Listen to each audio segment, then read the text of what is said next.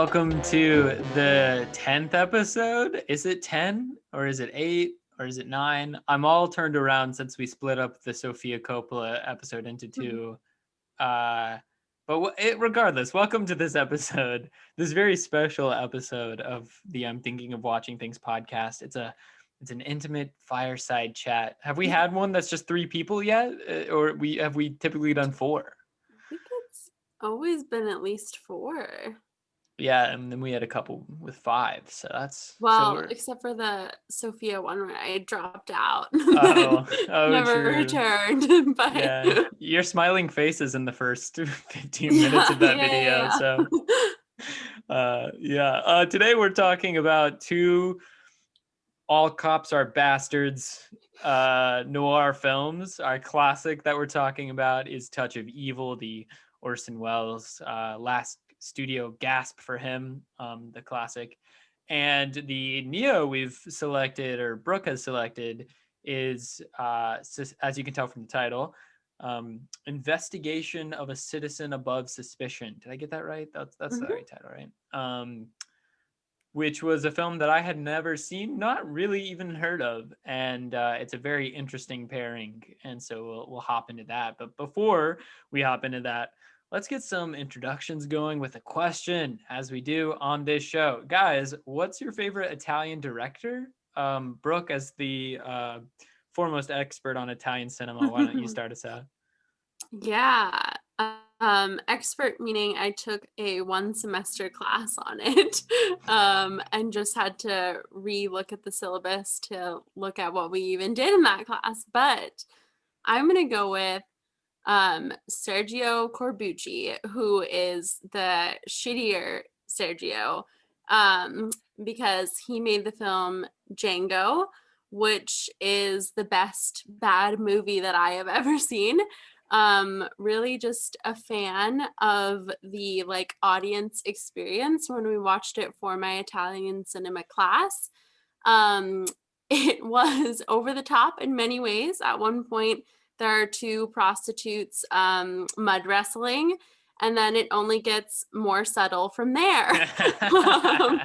And the main character, this is like a spaghetti western, like good, bad, ugly, but like bad, just bad. And they at one point pull out from a coffin, again, very subtle. He drags around his dead wife's coffin with him at all times.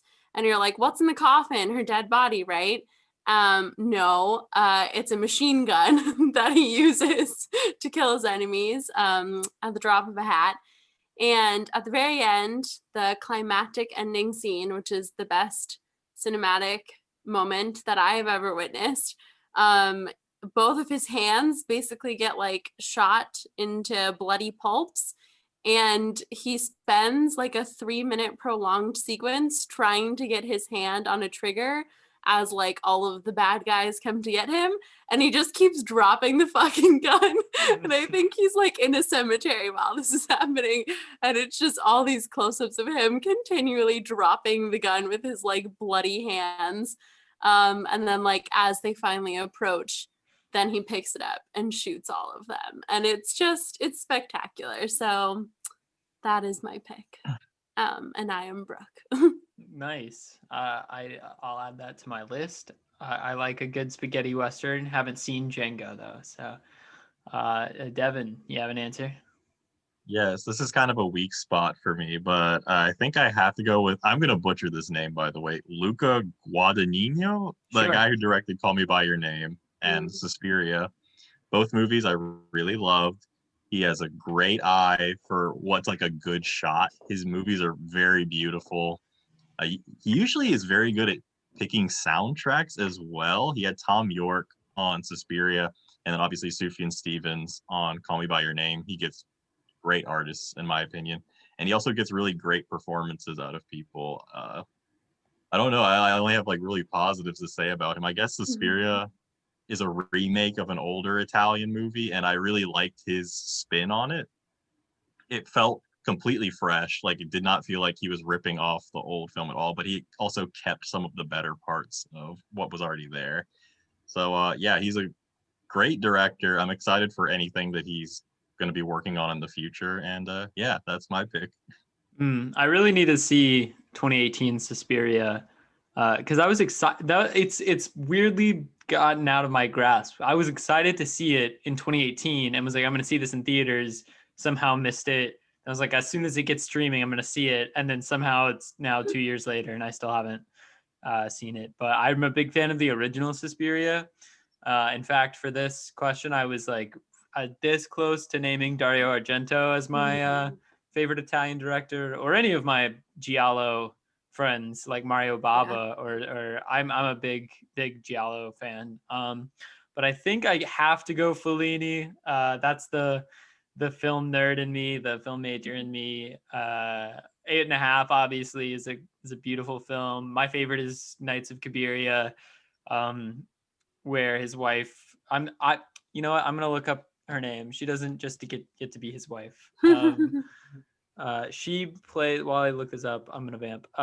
She plays just the most emotionally affecting prostitute I've ever seen. Just I guess just most emotionally affecting like performance I've ever seen. Honestly, it's definitely in my top 5. Giulietta Massina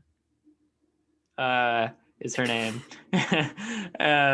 Yeah, she gives one of probably the top 5 performances of all time for me in this film, and she's really just someone who's had the worst luck in her life and had been dealt the worst hand and continually tries to find joy and happiness even as she is given every opportunity to be really angry and mad. Yeah, that's I'll go Knights of Cabiria / Fellini as my favorite Italian director. But first, let's get away from Italy and let's come back to America, where noir is meant to be set. We got Orson Welles' Touch of Evil for you. We're coming at you with some cinematic heavyweights, literally, with Orson Welles in this film. Yeah, guys, I don't feel like I need to set up Touch of Evil. I feel like most people know what it is, but what is y'all's history with Touch of Evil? Have you seen it before? Was this a revisit? And did you like it? Did you not? What's going on? Well, I'm one of those idiots that apparently needs explanation of what it was, making me feel slightly bad, Caleb. Oh my God, no.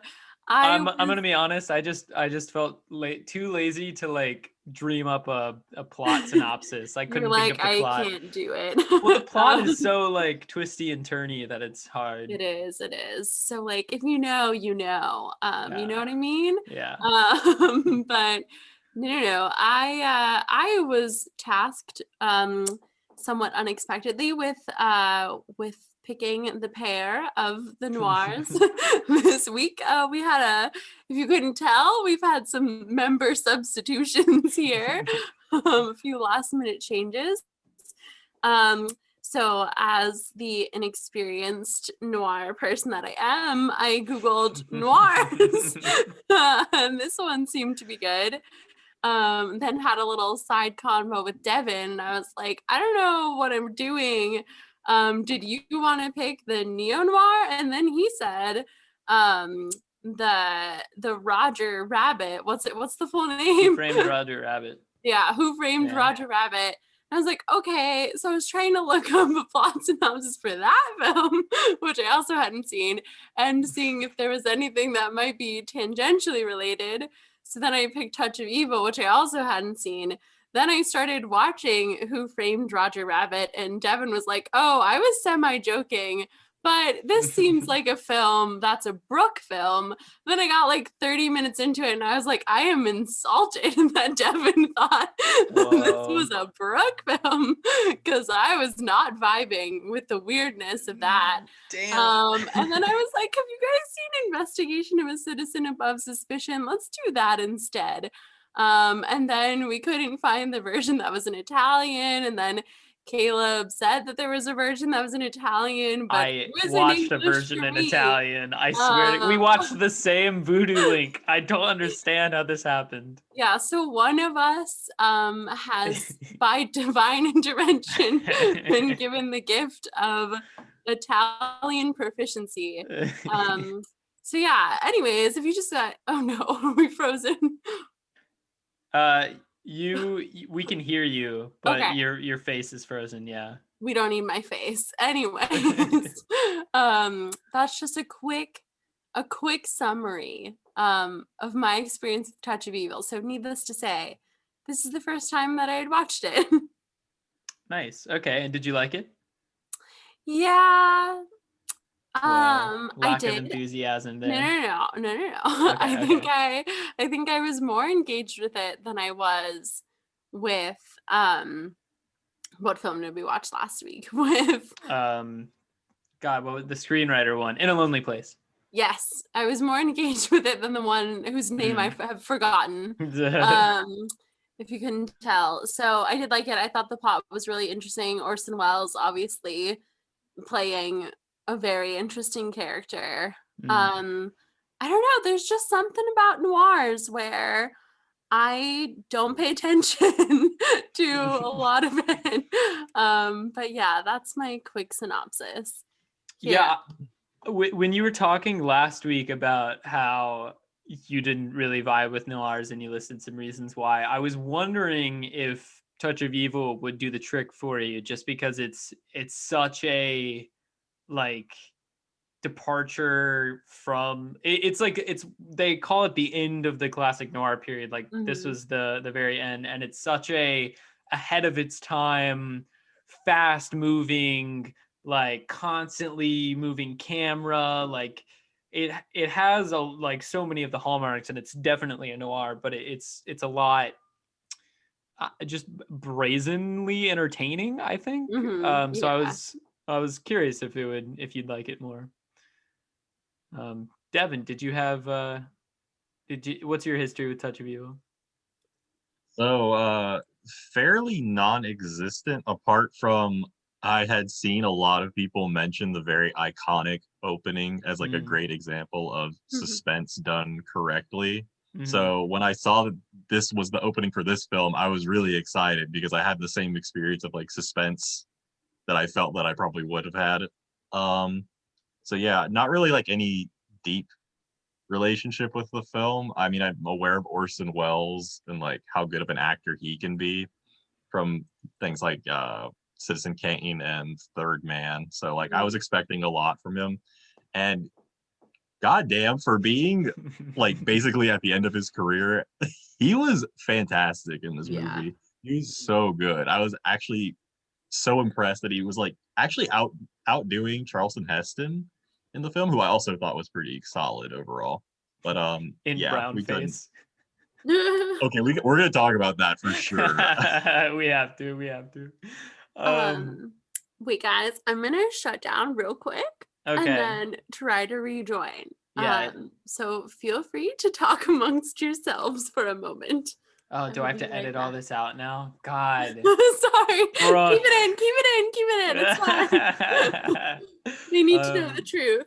I can talk on my history with this film. Yes, talk on your history. Goodbye. Okay, we'll see in a minute, Brooke. Yeah, so Touch of Evil was one of my roommates in college. His favorite, it used to be at least his favorite film of all time, like coming into college. I don't know if it still is now. And so for the first like 3 years, he's like, you gotta watch Touch of Evil. You gotta watch Touch of Evil. And I just never did because we're all busy. And then I finally saw it senior year when I took a noir class. And I was after watching it, I was like, this is a perfect film almost, except for Charlton Heston doing Mexican, doing brown face. Yeah, that was a oof. And more than just like more than just a more than just like, oh, that's inappropriate and bad and wrong kind of oof. It's like a no, it took me out of the film kind of oof, because he doesn't Charlton Heston always said that his biggest regret was that he didn't do a Mexican accent in this film, and it's like, shouldn't the regret be that you were trying to be a Mexican? Like, shouldn't that be the regret? But it does when he's like, "Hola, que paso," and he's like supposed to be this like Mexican big shot in the government.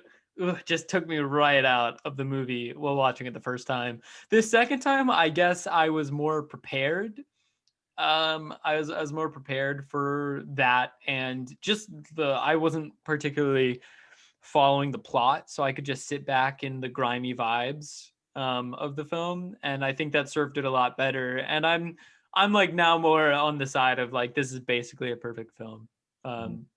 Did you have any thoughts on the brown face? I was gonna ask you, does Orson Welles just like in general have a problem with this? Because he also made an Othello film where he plays Othello and like kind of darkens his face in that one too. Yeah, I think so. I think for Othello, he just is an egotistical bastard and he wants to be Othello. And that, of course, like Othello being a Moor is like a essential part of that story.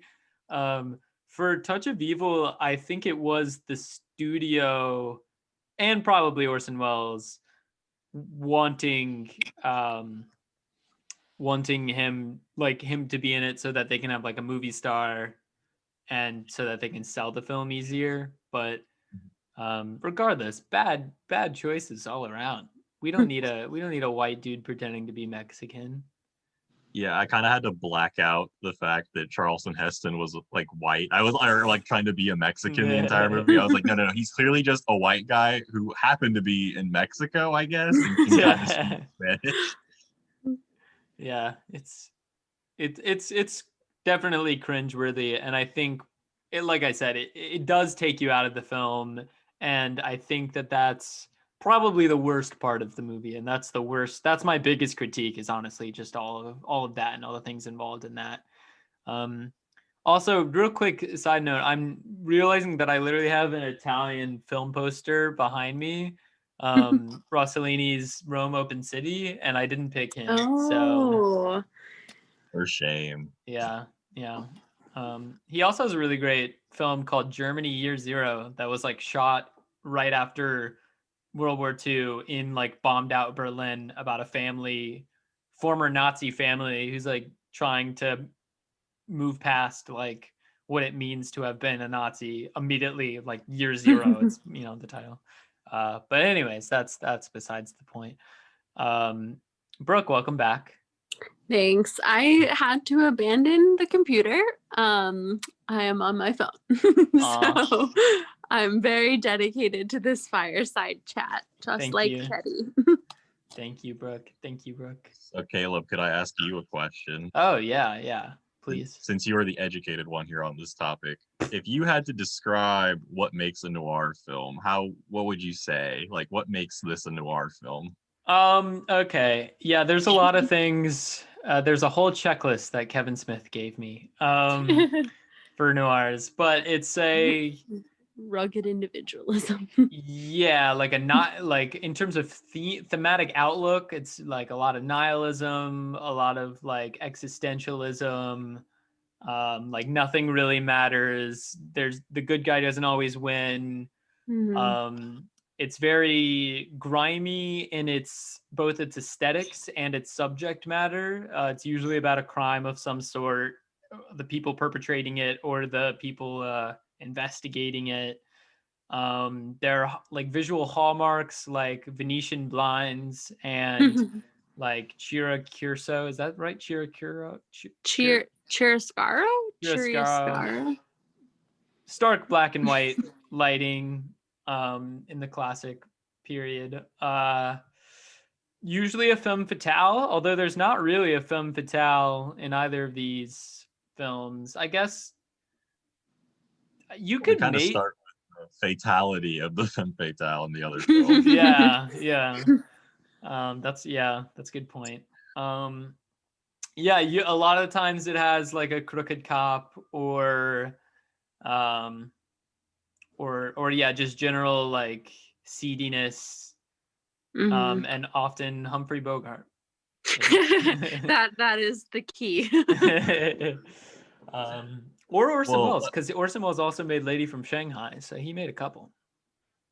To sort of go off of what you said, you pointed out like maybe there's like a nihilistic character. I actually think that was like an interesting point for this film, because Charlton Heston's character is kind of like the hopeful upstart who captured the first like the what was his name, the Grandi crime leader in Mexico. He captured him at like the beginning of the film, basically. Whereas Orson Welles kind of plays this foil to him, who's kind of just given up on everything and just kind of like thinks that he's catching murderers based on intuition at this point in his career. Yeah, it's so I was gonna say it muddies the water of a couple things. First being Charlton Heston's character, because if it was played by who it should have been played by, that's like a good portrayal of a Mexican official, especially in these border town films. Like there's the line in the movie where they say like border towns, they bring out the worst in everyone or whatever. Border town. But oftentimes it's always like the Mexican cops being the crooked ones, and then it's the American cop who has to come in and show them what justice really means, where you're right, this is a flip of that, obviously made complicated by brown face. But it also on Orson Welles' part, it's almost autobiographical in a way, the character he plays, because what's his name, Hank Quinlan, he's just one of the all-time great cinematic bastards, isn't he? Like just the complete like distrust of everyone around him, and the belief that he is great, and the hubris and the ego that goes along with it, and the inability to work within a system. Orson Welles fits perfectly. This was like the last gasp of studio filmmaking that Orson Welles had. Everything after it that he makes is funded piecemeal by random banks across the world and random investors, and he kind of has a difficult time making anything else after this. So it's in a very strangely autobiographical way. You get Orson Welles almost playing himself before he balloons up, like before Orson Welles becomes the giant like movie exec in the Muppets movie. He was still like I guess not slim, but he was like not a huge gigantic man while filming this. He was actually just had pounds and pounds of makeup on, and little did he know he would get there later. This is what he would become. Yeah. Get used to it, buddy. Did you guys think that this film was just about the sexiest looking film of all time, or is that just me? When it comes to the lighting and the camera movements and the framing, the whole time it's just sleek and sexy is the word that comes to mind for me, at least. Did you guys have any thoughts on how it looks? At no point was I aroused, but that's, to each his own. I mean, like the close-ups too. I didn't even mention the close-ups. Yeah. They're all like these like so close in and like slightly canted, and they're like so disconcerting, but in a way that draws me in, at least. Yeah, I think what most struck me of the visuals was like how shitty everyone looked. Like, you know what I mean? Just like so much sweat was happening from everyone involved, which is like something that I noticed in Investigation of a Citizen too. We just have these like actual like sweaty cops doing bad stuff. So yeah, lots of very like capturing close-ups there. I will agree with that. Yeah, I thought it looked great, and I do agree with Brooke. It was impressive how shitty they were able to make everyone look. Like Orson Welles looked like he was melting half the time. Yes. And then His heavy breathing was excellent. What complemented it perfectly. Yes. But yes, the close-up shots were they were really important for me. Like I really enjoyed how they managed the lighting on the close-up shots as well. Like they all looked really nice. There's actually one close-up that I really liked where Heston was on the phone with his wife, and if you actually look over, there's like a sign next to him that says like, "If you're mean enough to steal from the blind, go ahead and help yourself." And I was thinking like, wow, it really relates to like his character being like this really like idealistic guy who's like kind of just blind to everything that's going on around him. And his wife is in danger. He doesn't even realize it. Like there's so many like smart things done even with the close-ups. Like what was contained in the shot was very intentional most of the time, and I really liked that. Yeah, then and that idea that just not a space of the frame is ever wasted is like all throughout the movie, where you look in the background and there's like a character moving with another character, and it's just setting up the next scene that these two characters are going to be together. But meanwhile, it's in the background of the one that you're watching now. And I thought that, I mean, yeah. Well, we'll talk about like close-up shots. This film also has like really great like spanning wide shots, like especially at the opening, and then like through some of the transitions to other characters. I thought those were really great too. Those were like very smooth. Have you guys ever seen the Player, the Robert Altman film? I don't think so. Because talking about the opening shot of this film, it was so significant that it's been parodied like endlessly. And the opening of The Player is like about a Hollywood exec. That's like a neo-noir that we should maybe check out because I really liked it. The opening shot of that is a complete parody of the opening of Touch of Evil, where you see it's not a bomb, but it's an exec like talking to someone who's gonna come around, and at the very end of the shot, like I forget exactly what it is. It's been a minute, so but it does do the flowing camera, and we're gonna go and introduce like a lot of themes and characters, and recommend The Player. But random question, but were you guys like drawing comparisons to Trump while watching Hank Quinlan, or is that just like me having like the inability to not have that man on my brain? Because he's this like egotistical member of the system who is like, he creates this circular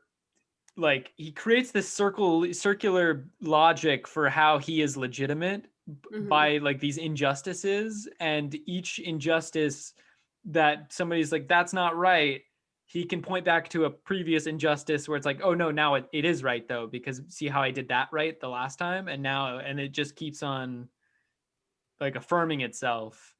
And there was a lot of catharsis for me in watching Quinlan get shot this time around. Did you guys have any thoughts on that metaphor, or had any thoughts while watching it? I don't know. I feel like I'm weirdly sympathetic towards Quinley, so I don't know if I want to draw that comparison. Whoa, but why are you I'll sympathetic? explain that. Yeah, let's dig into that. Let's dig in. So you're saying Okay. you support Trump? No, that's why I didn't want to make the comparison. So you're supporting like framing innocent folks? Yes. No. But only if they're actually bad. It came around at the end. He was right at the end. He was right, but yeah. But okay, so he is a character dealing with trauma, albeit he should not be a police officer while dealing with this trauma. Clearly. And also, just that moment where he dies and he gets his friend's blood on his hands, and he just looks so guilty and realizes that he fucked up. And also when he's just about to die and he hears his own words coming back at him and he has to like face that part of himself. I just thought that was so powerful. And like, no matter how much I disliked him, I couldn't help but like him in that moment. You know what I'm saying? No, I do. I think that's a good point. I still disliked. I was cheering. It was more of like celebrating someone getting his comeuppance for me, but I do see what you're saying. I think Orson Welles a lot like he can bring out that emotion through his eyes, which is good because Mhm. everything else was covered up by his makeup. But I agree. He looked like almost like he reverted back to being a child, or had like like some sort of like innocence was coming out, like almost like he was being exercised of that innocence and realizing his mistakes. Yeah. All right, I'll give you a pass on that. You can defend. I was hoping I could Quinn. convince you. I was trying to sell you on it. It is weird that he's right about it, and that the kid that we see, freaking out early in the film, and you definitely have sympathy for the kid because you know that he's about to be framed, and then you realize that he actually did do it. What is that? What is the film trying to say with that about justice and about Well, what's right I and don't what's know, wrong? because I was thinking about this because the film is this goes to like the very heart of like how the film is structured. Like our characters literally just happen to walk into the starting event of the movie. Like we see the car disappears, and then we see Charlton and his wife walk into screen, and then like the car and then are like interplaying the entire time until the explosion happens. Like they literally just by chance happen into this. And then immediately you find out that like the whole mystery of who blew up the car doesn't actually matter. And what I think is like the real core of the movie, because I think that was just to like get things started. I think the real core of the movie is the interplay between Charlton and Orson Welles. And I think it wants us to lean towards thinking, Orson Welles is wrong, clearly, and this idealistic upstart, he's on the right path, but maybe he doesn't really know how dark the world can get. Like maybe that's sort of where it's going. I don't know. Yeah. Maybe it's all gray in the end. There seemed to be some sort of like desperate grasp on like justice exists. It can, if the right people are doing it, there was some optimism in the end. Even though the Vargas family goes through hell, getting there, there's some sort of catharsis. Yeah, but like I don't know, I was also confused by that point because like I was like, is it hopeful though? Because like what's it also saying about like guilty people getting off for like for the crimes that they've committed, right? Like I don't think he would have. I don't know. Well, who and gets like, off? Hmm? Who gets off for the crimes that they've committed? No, like how do they like finally solve that he did? Don't they just say that like he confessed to it or whatever? Yeah, so like I feel like they would never have gotten a confession hadn't it have been for like his dirty like tactics and like all that pressure or whatever. So like what does it mean that our system is also so broken that even like guilty people can also not be found guilty if not like if we don't plant the evidence there, you know what I mean? Like it's not really, in my eyes, it wasn't hopeful for people who are truly innocent or for people who are actually guilty. That's fair. I think that's a good point. I think where I found hope was in Hank Quinlan representing an unbeatable and like infallible, you cannot question this guy. He is the system, as a sort of representation of the system, this corrupt system, and he's unbeatable. And when Charlton Heston, tries to bring forth evidence of him, Orson Welles gets questioned once, and then he's like, here's my badge, I'm done. And then they're like, no, we're just kidding, we don't actually think you did anything. Like, no. I found some hope in that, like, and I don't know if I believe this hope necessarily, but that there are people who will fight for doing right, and that sometimes they can win, even if it takes dragging their wife into like a hellish framing system and whatever else, whatever other troubles Charlton Heston goes to, almost getting acid thrown on him. I mean, I think the film at least has like some sort of awareness where it recognizes that like these institutions do back up these people and like they will try and keep them in power like at the expense of good people. Like for all we know, the guy only confessed because he got tortured. Like it didn't look like he was having a very good time last time we saw him in the movie. So there's like, but I also hate like that how it's not amplified. These are like throwaway lines where like Orson Welles' character is like, oh well, nothing's gonna happen. Like the only reason he goes on his revenge scheme is purely out of ego. It's not because he actually feels threatened at all by the end of the movie. Yeah. Yeah. And that there are what you said about throwaway lines.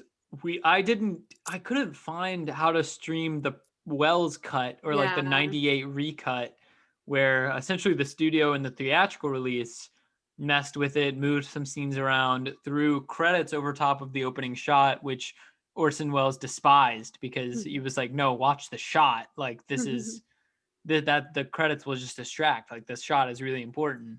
And so there's some way to get that. I don't know if it's only on DVD or Blu-ray or whatever.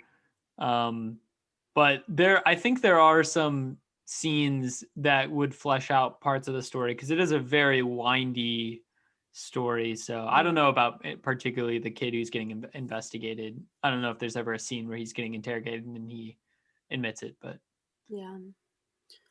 Well, we should talk about the next movie. Yeah. I apologize if I'm not doing a good job moderating this because I'm so tired, and I usually do like prep work before where I have like, thoughts I want to get out or questions I want to ask, and I did not do that this time because I've been busy. But yes, you're right, Brooke. Let's move on to investigation of a citizen above suspicion. Brooke, do you want to set it up for us? Yeah, I can moderate this bit. Well, nothing after this point because I also don't have questions. But this is a film I mentioned at the start that I saw in one of my Italian cinema classes. And I don't know what its classification would be. I think there are definitely noir elements or neo-noir elements with obviously we're like 30 years down the road, but we have very similar like dirty cop commits a crime is like the basics of this film. Dirty cop like kills his mistress. But it's definitely also and was more so in the way that I learned it, and I think kind of in the director's mind, also a political film, talking about kind of what we talked about was Italy in the 70s, much like America, experiencing some like cultural upheaval and a lot of like kind of protests of the system and stuff. So definitely that's like a main part of it, but also this like noir element where we have this one dirty cop. So that is a brief introduction to this film. I like wrote a paper about it. So if I write a paper about something, it's gonna like stick in my mind in some ways.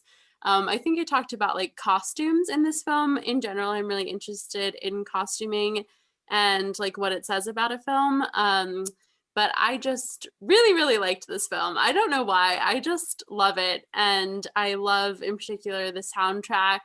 It has like it's Ennio Morricone. Morricone? Yeah. What is that? Morricone, yeah.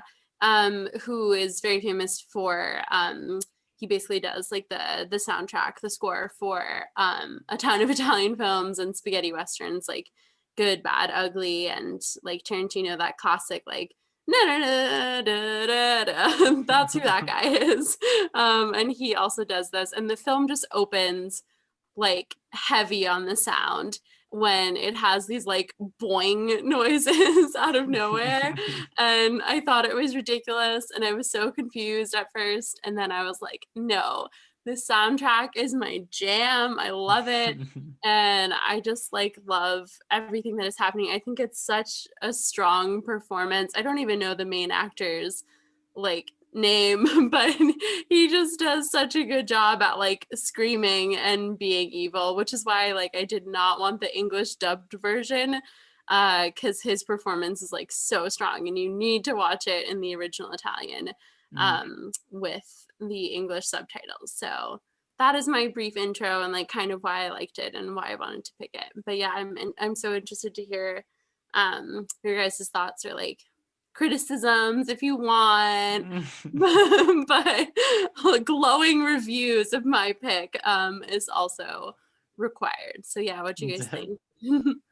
No criticisms here personally. I mean, I'm sure there's something that I could find, but I enjoyed my time with the film a lot. I thought it was real interesting that we paired it as a noir, because I think there are definitely noir elements. I mean, it's about a cop who murders someone, and then the rest of the film is about him like avoiding justice but also wanting justice to happen. And there's some real interesting ideas, and we can talk especially about the ending of the film, which I want to get y'all's interpretations of. But no, I really liked it a lot. I thought it was like interesting because it didn't feel like it was shot like a noir. It felt like it was shot like a giallo. Like it really had the moving camera and some really like interesting lens techniques where they were like flipping lenses in mid shot, and so you get like you get the zoom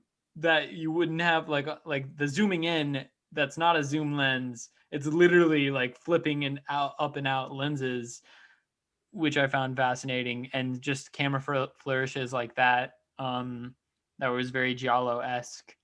And so yeah, I enjoyed my time with it for sure.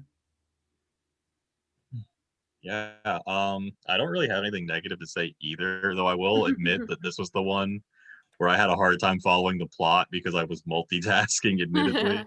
But the parts I was paying attention to were really great. I especially like, I think it was the first line, or as close to being the first line of the movie, "How you kill me this time." Great opening line. I was immediately confused and wanted to know more. Yeah. Yeah, I don't want to like take up too much time. We can get like right into like the juicier parts. Yeah, I'll just say when the mistress Augusta Terzi says that line, when I first watched it, I was like, what? I thought it was some like mythical, like sci-fi something where like this was a woman who has died many times before, and like she was like gonna come back to life. And I was really confused. That is not what happens. No, she's just like a sexual freak. Like yeah, she's just like wearing no underwear, which like respect. Like True. I would also do it if I wasn't, like around other humans. But yeah, just such an I just love it. It kind of like back to what we talked about last week with these like I just love a man with a fragile ego that like that sees his demise, you know what I mean? His like whole like literally his justification for this murder.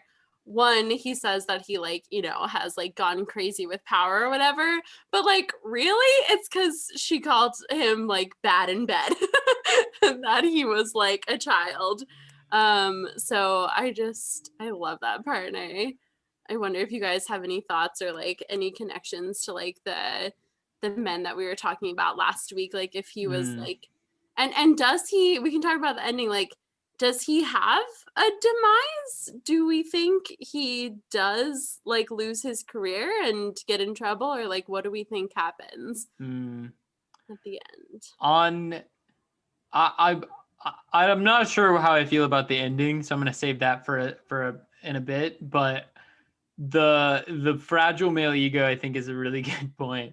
I was thinking about the film The Conformist, if you guys have ever seen that, throughout it, and Mishima, A Life in 4 Chapters, in terms of like men taking out their sexual frustrations by like enacting or attempting to enact fascism and just like taking control and trying to repress everyone around them. I mean, we have in this film, what's main character's name? I never learn names of people in films. What's his? I remember Augusta Terzi. Who's the main I character? don't even know. They just call him like Torre? they just I don't call know him that. the sergeant chief, whatever. I can Google. Yeah, I'm trying to IMDb it real quick. Dottore? Yeah, I think you're right, Devin. I try. Yeah, you literally see him giving an impassioned speech where he says repression is civilization. Yeah. Like, he is just an open fascist who is attempting to swat out any revolution, any leftism, any liberalism, even any Mhm.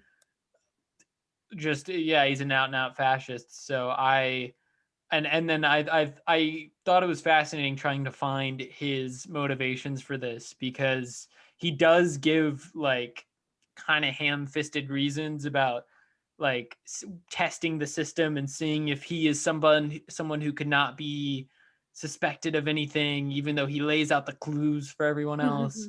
But I think you're right, Brooke, in that it does boil down to very much that no, this woman that he was interested in made fun of him a couple times. Yep.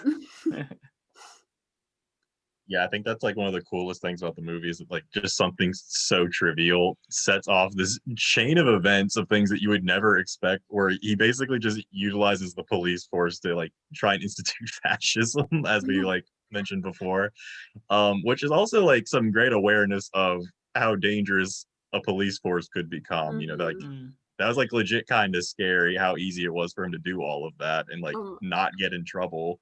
Like, so we were talking about this is a good relation to the other movie we were talking about, is this idea of would the institution actually turn on itself, or would it maintain itself and keep him in power? Would it actually challenge him at all? Yeah, which is why I think the ending is so interesting. But my two favorite scenes, and I think the ones that are like most powerful to that point, are towards the beginning where they have the huge blown up shots of the fingerprints and the guy that is explaining away.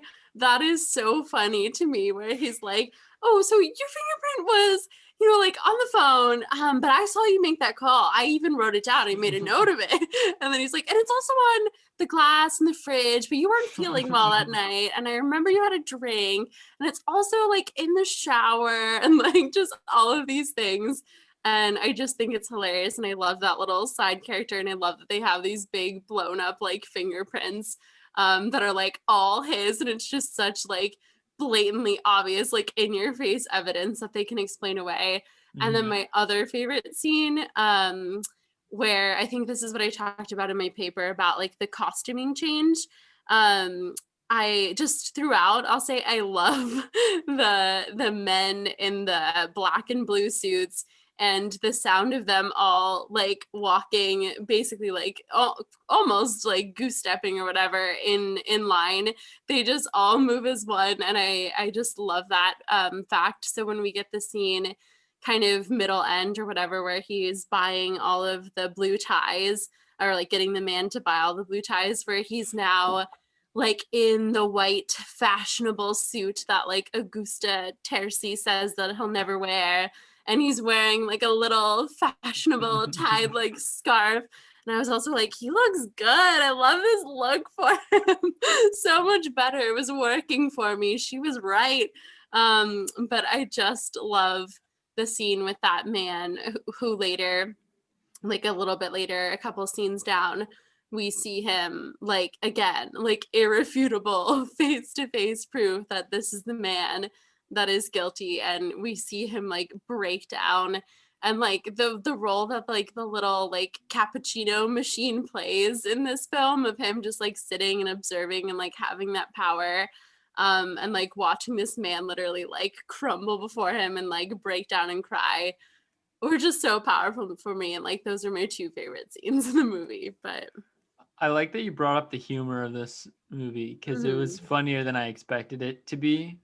One of my favorite bits was when they like jail all the leftists, and they're like, they're like, immediately they split into 4 different factions. Thank God, or we wouldn't have been able to handle them.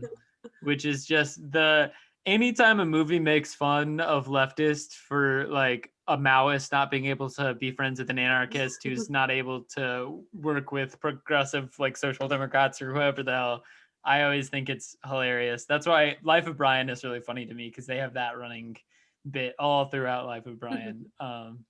But yeah, the humor really worked for me, because it's such a ridiculous story that they play for the most part straight, that you need those little bits of humor to help edge it through it. I was wondering, do you guys like, as like a character reading, do you think like Dottore is just kind of trying to deal with a lot of self-hatred? Because he turns what he ends up doing is he ends up trying to turn all of his anger against what he considers to be degenerates or like deviants. But clearly he himself has very deviant desires, like the whole like taking pictures of that girl and like almost like from murder scenes, because that like gets him off for some reason. Like, do you think that there's like some sort of like element of self-hatred going on throughout the film in this character, or what? Yeah, for sure. Yeah, I'm not one to judge people's sex life, but he was definitely into some kinky shit. If you're into taking pictures of someone and pretending they're dead and that gets you off, I'm gonna judge you. You deserve to be judged for that. That's verging on dangerous. I think that's the stand I'm gonna take, at least. Yeah, and he mentions, not even just like in his play fantasy fetish world, but that he himself like has gotten off at crime scenes where obviously like women were brutally murdered or whatever, and he was like, yeah, actually now that you mention it, there have been a couple of times where it was really working for me. And I was like, oh, okay. And then he's put in this position of like absolute power. But yeah, so I think there's definitely, yeah, like, do you guys think he feels guilty, like, for actually killing Augusta? Because, or does he feel like, I'm torn between, like, if he's feeling guilt in that moment. I think, like, obviously the biggest part of that is in the, like, jail cell with, and what's his name, Pachi or whatever. Pachi. Yeah, and Pachi, when he's there, and Pachi basically, like, walks all over this man. He's like, this is who I am, this is who you are, I'm getting the fuck out of here, like, I have power over you now. So like, does he feel guilty because of what he did to Augusta, or like does he feel shame for like not having power over like that subversive man in that moment? I don't know, I would like to hope that he feels bad about killing Augusta, and like, yeah, he just goes back and forth himself so many times in the movie. It's hard for me to land on it, because he's like trying to give evidence and then trying to not. Like, he gives the tie and then destroys the tie and stuff. So Well, go ahead. Okay, so like I couldn't really so like this is what I gathered from like me kind of being able to pay attention when I could. It seemed like he wasn't like that concerned with actually like murdering her. It was more like his own betrayal of his position, or like his ideal of how justice should work. Like, it wasn't like, oh, I actually like killed this girl. It was like, oh, see, a man of my position should not have lowered himself to like kill someone. Like, the justice system needs to correct this. Yeah, that's a good point. I think that's a pretty accurate read, even for your multitasking. And also, like, it might be like what we were talking about before. He was like a man that was in charge of a system that now he is like seeing as flawed, or he is like now seeing it as like not working, because he was able to prove that like there is someone that wouldn't be able to like be found guilty of murder. But I don't know. I see. I sort of read his character as not actually believing in the rule of law, but gaslighting himself into thinking that he believes in the rule of law because he's derived power from it. And so he thinks that that his wielding of that power is legitimate. And he's sort of testing the waters as to whether or not when other people wield it, it's legitimate. But I don't know that I ever felt any remorse from him. It almost felt like a game, and it almost looks especially at the end, it feels like he's realizing that he should have remorse for it, but I don't know that he actually feels it. Because with let's hop into the ending real quick, because with that ending, you think that that his colleagues come in and it looks like they're about to arrest him, and then he's like, yeah, I did it, and then they're like, no, you didn't, and they like refuse to do something about it, and he like breaks down about that, and then he wakes up and it was a dream, and then we see them coming in for real, and we don't know what's gonna happen. Did you guys have any particular thoughts about why the filmmaker chose to pull back and let it be that dream and before and allow the ambiguity of we don't know what's gonna happen to be the final note? I feel like Brooke will have a smarter answer than me. Oh, I don't know. Miss, I wrote a paper about this. No. I wrote a paper about the costumes and the one particular scene. Yeah, and it is like a weird move to add in like a dream element just at the end for something that's been pretty like straightforwardly weird and like you said, like played pretty straight throughout. I don't know. I mean, I think it just like it doesn't give like the audience any satisfaction for whether or not I think because like I said, I think it's more of like a political, kind of commentary with noir aspects. And I don't know, maybe like not giving us the satisfaction of ever knowing if there's like a true outcome for this. And like I mean, what we think of like when we think of like justice or like law and order or whatever, like what we're bouncing around here is like what our conception of like the truth is, and if in a legal system or in this one in particular, if there is anything as an objective truth. And like with that inversion of like going into a dream territory, I think we have kind of, a semblance of that it's a very subjective truth, at least in this one, and that it wouldn't matter if we knew like what they do in the end. But I don't know, that's like my 30-second preparation of what I think might be going on. Yeah, I don't know, I like never thought about it up until this moment. I think the truth point is a good point to make. And another reason why I think you could really draw some lines to Trump here with this with this figure who is begging to be arrested and is just so obvious about his crimes and is brazen about it, and everyone around him continually protects him for it. And that speech where he just fosters fear in every conceivable way he can, where he's like, crime levels are going up and homosexuals are up 50% or whatever the hell. Like, yeah, it just rang true to Trump, and it that's the point I want to make. Yeah, that's a whole other thing that we like did not touch on, is like the very unfortunate role that like sexual deviance or whatever like plays in this film for the husband character. I know we did talk about the importance in my Italian class, the like intersection of religion and like authority and law and everything, and how like often Italian films are pretty bleak on that point, and there's a lot of dark humor in Italian films in general, so I can definitely see that like working its way into this film as well. But yeah. Do we think Hank Quinlan and Dottore would be friends? What are their similarities? What are their differences? What makes them? I mean, they're both crooked cops who are committing crimes to for whatever means, for whatever reasons. I think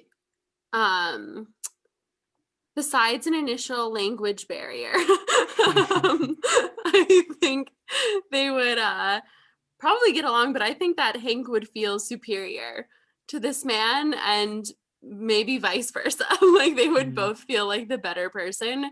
And I think at least like the most obvious difference in like Hank's case or whatever, when we get that idea of there was like an objective truth and the guy was guilty and he thinks that he's doing it to ensure that the guilty person gets locked up. Like he would think that he would say that like, whatever it takes to get to this ending that I know to be true, and all of this was just a means to an end.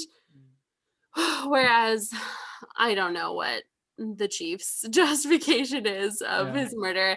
I think maybe his could be like, I was testing out the system and you passed and you also failed. So I don't know. Yeah, I don't know. They're like very different apart from having huge egos. So as far as like being friends, I'm not sure. I feel like they need more like submissive people around them for friends. But yeah, like to go back to what you said, like their approaches are very different. Like I feel like or I keep forgetting like the character's names, but I feel like Orson Welles' character, like he's much more satisfied with his position within the system, and he likes that he can get away with what he can. Whereas I think it actually kind of starts to really disturb. I'm going to forget his name already after I said it correctly. Vittore. I feel like that starts to disturb him after a while. That maybe he's not, as we said earlier, he's not as legitimate, or like his position doesn't actually mean as much as he likes to think it does. Well, and we also don't really know Vittore's past other than that he's like solved so many murders. So at least I got the feeling that maybe he was also a similar Quinlan-like character who is maybe bending the rules a little bit when it comes to finding out the suspects, because I guess that's a question. Do you think that this murder is his first crime, or and he's played things pretty straight-laced beforehand, or do you think he's just a completely immoral man?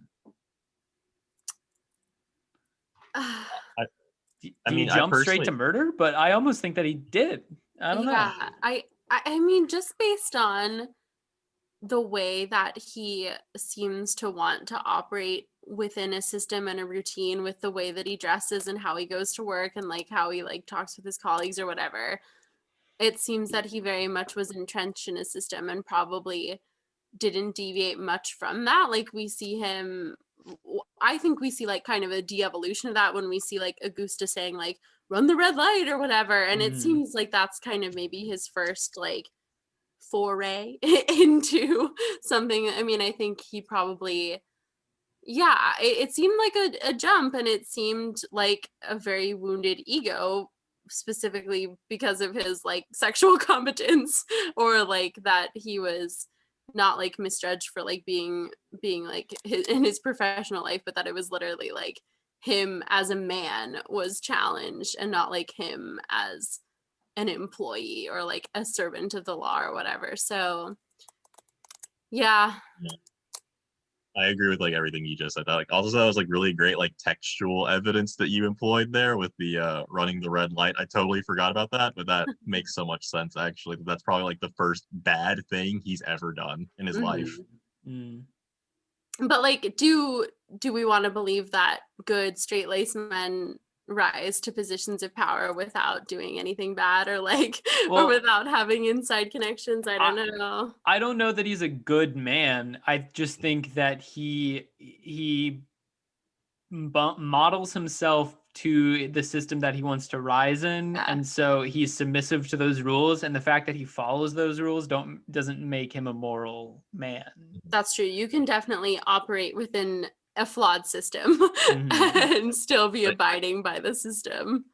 Yeah, like I was gonna say, like sociopathy works perfectly with hierarchies. So I mean, I'm not surprised at all that he would be in this position. Yeah, and it's so interesting that we keep saying like this position or whatever, but we've like yet to address that like the main part of this is that he is moving positions from like the chief of the homicide division to the political, which I guess is like a good summary of the noir elements bridged with like the very political nature of this. And it's weird that we don't really see him interact with like any of his new like political division colleagues, right? Like he just keeps coming back to the homicide ones.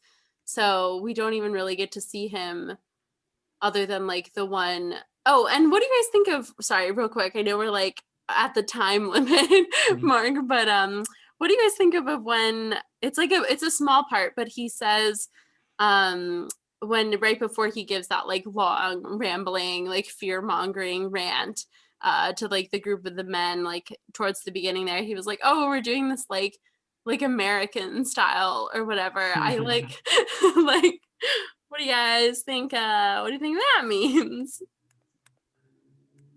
America sucks. Okay. I will say I thought this movie was much more ACAB than the other one was. So yeah. This is like fully like weaponized police force for fascism. Like this is like my worst nightmare personally. yeah, it's scary. It's And they're speaking Italian. I don't even know what to do. But they weren't speaking Italian for you, Brooke. Not for me either. Only for me. I mean, I was also screwing over the system, and I did watch it on the illegal website so I could see it in the true Italian that it was meant to be. Nice. But yeah, it's so interesting. It's, coming from a country that has experienced fascism, and they were kind of, dealing with that and kind of saying what they thought, like 40 or 30 years later or whatever in the 70s. So I wonder if we're gonna have an investigation of a citizen above suspicion coming out from the American version in a couple of years. Maybe. I'm excited to see what the next 20 years of American cinema, if it exists, look like. We don't know how movie theaters will come out of this, but about like Trump era and how like just all of the naked flaws of the American system that we've been like ignoring have come to light, and you can't ignore them anymore. Joe Biden appointed, this is not relevant.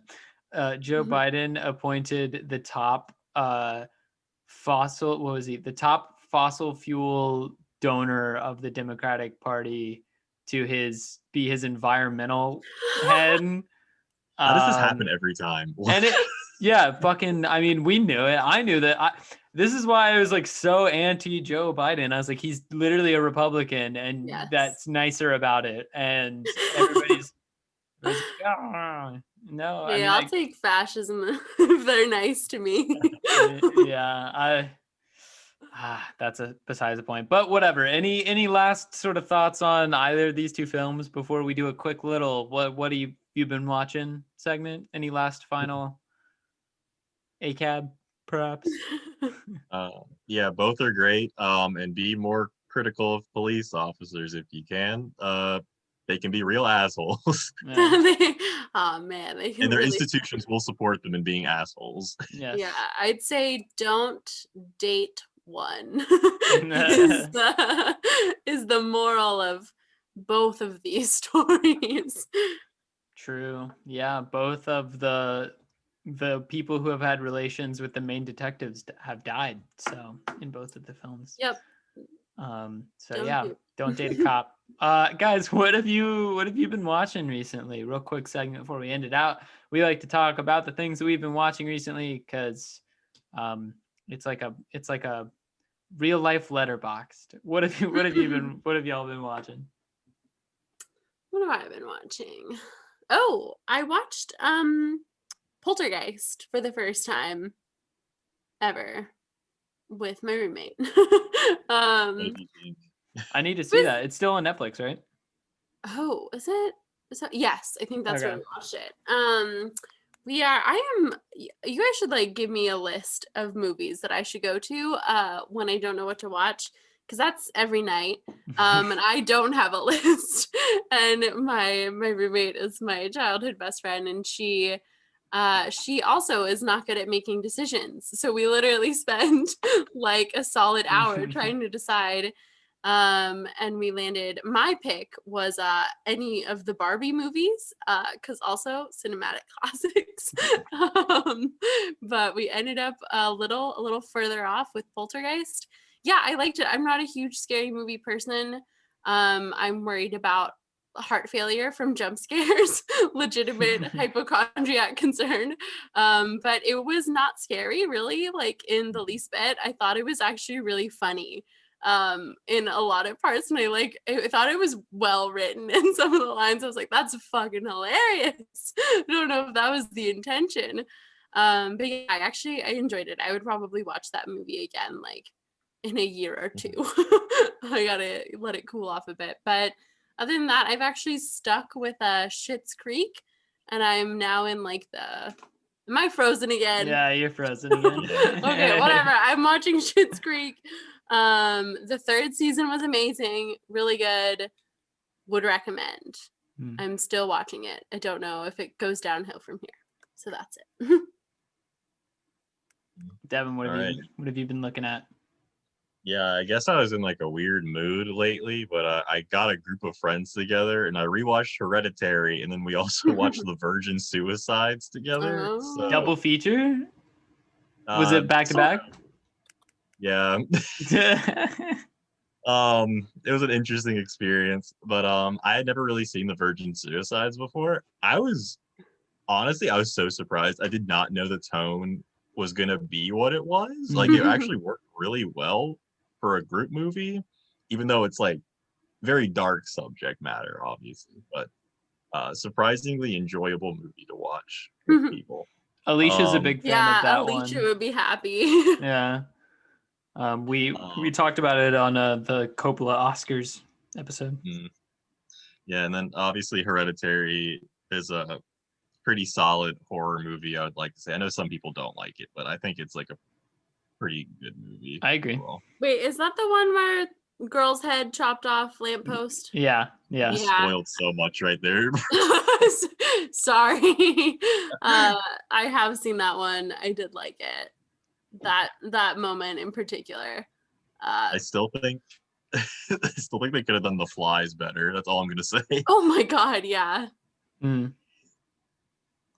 Caleb, what are you doing? Did I talk about Boy State last week? I think so. Okay. So then did I talk about Bly Manor last week? The Haunting of Bly Manor Netflix series. I don't think so. It's like the sequel series to Haunting of Hill House. Completely different story, but a lot of the same. Mike Flanagan's back to direct at least one episode and kind of be the showrunner, and a lot of the cast is back. Very good. I mean, Hill House I think is fantastic and one of the better single seasons of like television that I've ever seen. Bly Manor's good. It's still really good. It has some good character work, some good like visual spooky stuff. It's not quite as scary as Hill House, and it doesn't quite carry the same impact, I think, but it's definitely worth watching. I watched Richard Linklater's Bad News Bears, which is a remake of the 70s Bad News Bears, and the Linklater's got like horrible reviews pretty much across the board. And it was like, why did you remake this? There was no need to. And the original one is a classic, the 70s film. It's a great movie, but I actually liked Linklater's like more than I thought I would.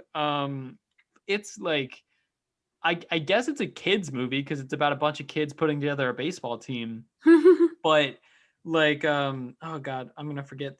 Billy Bob Thornton is like ridiculous in this movie. I would never show my child this film. It is so raunchy and like funny. Like I laughed like a good bit. I thought it was kind of ridiculous, but it was fun.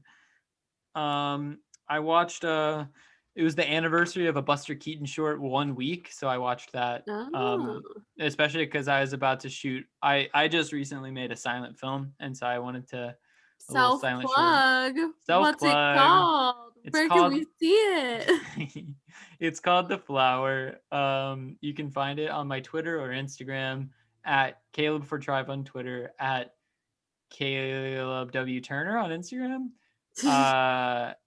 And on YouTube, if you can find it, I have a YouTube page. Yeah, it's a fun little short. So I watched that short in preparation for like, oh, how should I shoot this? Then I watched a double feature of Harold and Kumar. Both films, I had never seen them, and so we've heard they were great stoner films. So we watched them, and they're funny. They're fun. Yeah, I don't really have much. They have some like interesting racial humor, like where it's questionable because the writers were, I think the writers were white and the director's white, but it's like progressively questionable because it's like I watched with my friend Francis, who's Vietnamese, and he was really loving all of the like Asian humor in it. And he was saying that he, at least from his perspective, he thinks the film is like, no, you can't say that, like white people, only we can make those jokes. And he found something like empowering about that. So Harold and Kumar, those are fun. And yeah, and then the two films we watch. So yeah, that's what I've been watching. That's what we've been watching. Thank you guys for a good episode, huh? Yeah. No problem. Well, I'll include my film in the show notes. How about that? I can include a link. We'll include a link to Brooke's Morton the Third Floor Productions comedy show. They're fun. I can recommend it. Oh, good. So it's not just you plugging, it's me plugging it. Devin, you have any chemicals to plug? Chemicals. Yeah. Like, not right now, not off the top of my head, but thanks for asking.